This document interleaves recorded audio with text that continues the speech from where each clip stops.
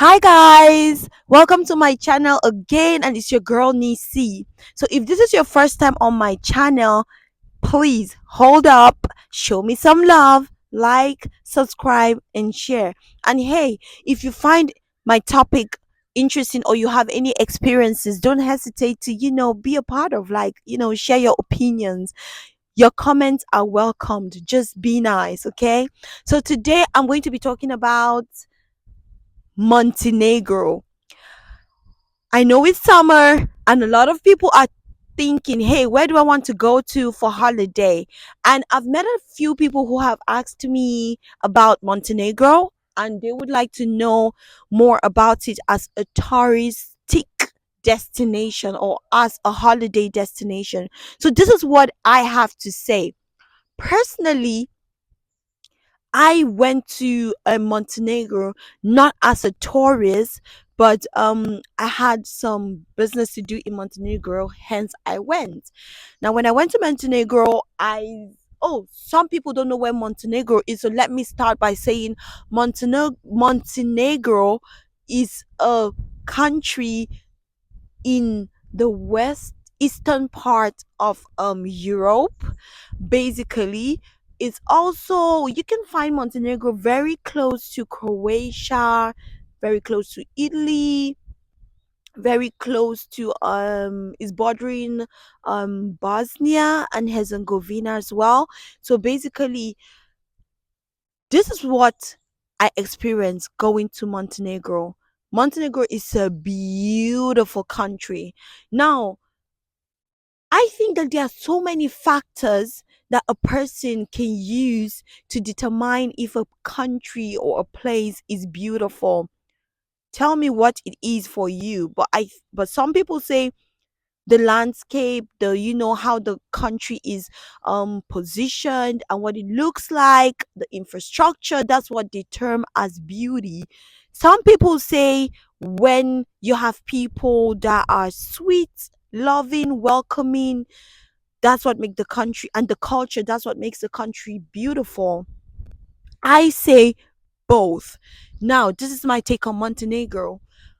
My initial thought about Montenegro was that, oh, this is a beautiful country, right? I got there, it was late in the evening, I tried to settle in.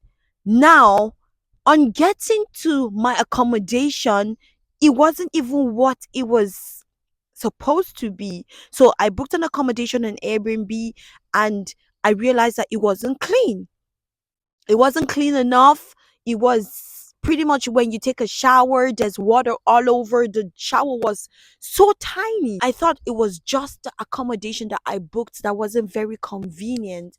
I went ahead to move to another accommodation, and guess what I realized? When I got to that accommodation, there was like a lot of trash behind like the refrigerator. It was dirty, the sitting area was smelling like something was rotten. It was bad. And the bathroom, oh, don't get me started.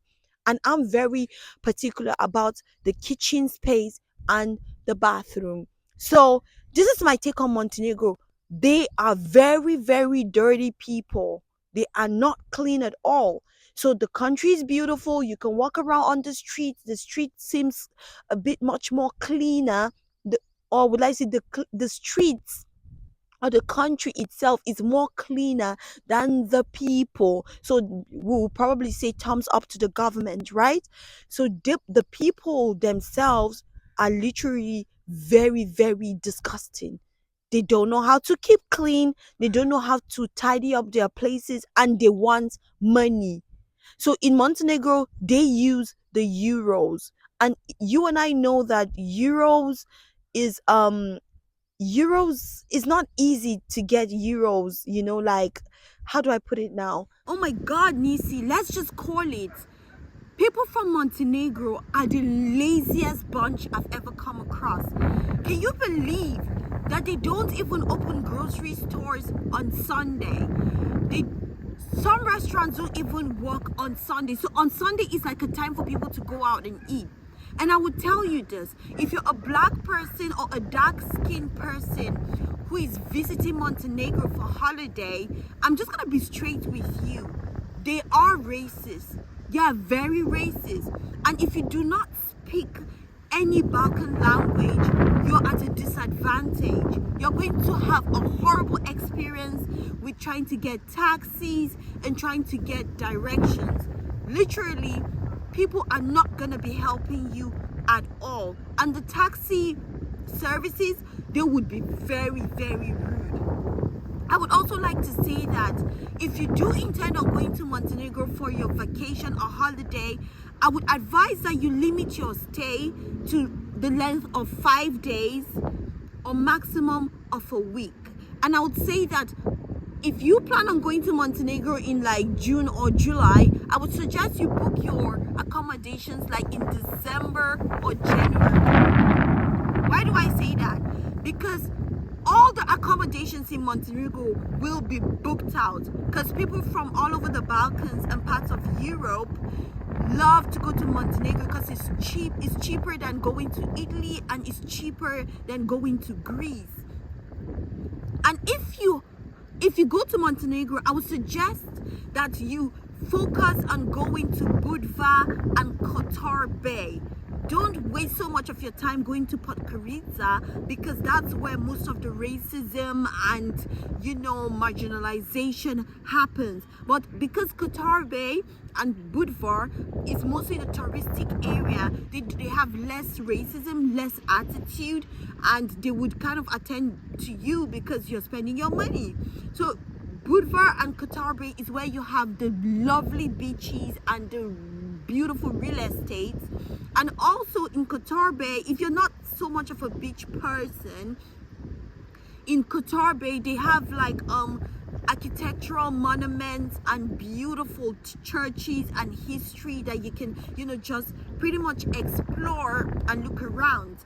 I have shorts on my YouTube channel if you want to check it out, where I'm able to show you a little bit about Montenegro, or maybe a lot.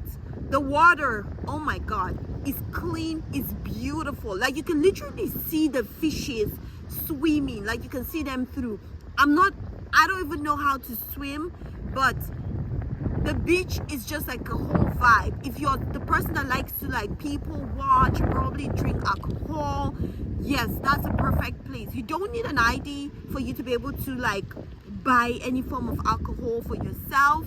And most of the people on the beach try to offer you umbrellas and chairs for like 50 euros. I would say don't take it, because you can literally sit on the sand and just grab choose a restaurant and have your friend or someone sit down there and watch your stuff. Because to me it's useless to pay like 50 euros, or if you're more than one person you're paying, because each person is 50 euros. Yeah, and sometimes they would, if you go in like September, when the tourism has started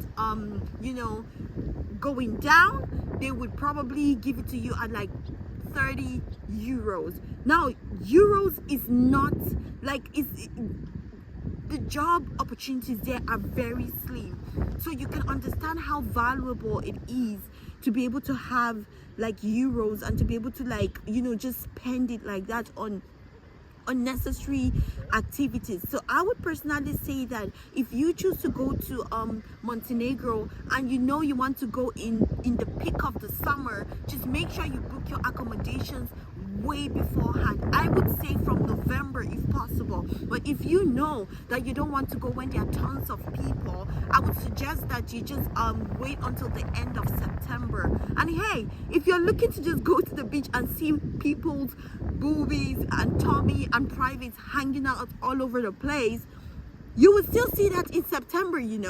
So this is as much as I can tell you about Montenegro. If you have any opinions, you can share with me down below. I mean, it's one of the countries where I did appreciate its beauty, but also I wanted to leave just as quickly as I got in, because the reception was horrible. And same thing with most parts of Europe, they would always try to see how much more they can get off from you, like financially, like overcharge you or whatever. So pretty much Montenegro is a nice, beautiful location. Spend as little time as you can there. Have a great time there. If you're a beach person, that is the perfect place for you to go. If you're more into history and architectural monuments, that is also a perfect place. If you like mountain climbing, that is a great place for you to go.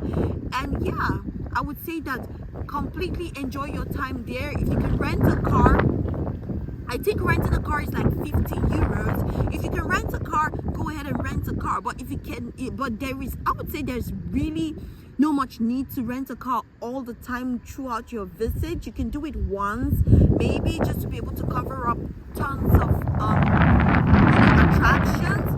But I would say that the public transport isn't super bad. Sometimes you have to wait way longer, and for the fear of wanting to get back before the grocery stores close, you might want to come back early. But if you have everything all figured out, you can just like rent a car for a day, do all the runs, and then other times you can just use the public transportation, which is not that much expensive, and you can pay with cash. They do have cards, but you can pay with cash pretty much. So guys, I hope my little video about Montenegro has been interesting and educative. Indeed, it is a beautiful country, but would it be my first choice of holiday, holiday or vacation destination? I would say not exactly.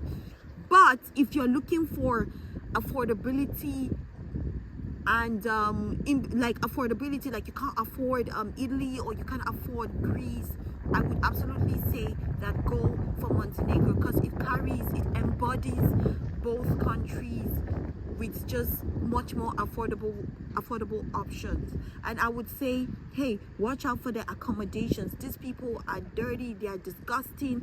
So when you try to book your accommodation on Airbnb or booking.com, look out specifically for the reviews, and make sure that when you get into the house, before you settle down, look at the bathrooms, look at the kitchen, look at the refrigerator, look at everywhere, and make sure that everything is intact before you settle in.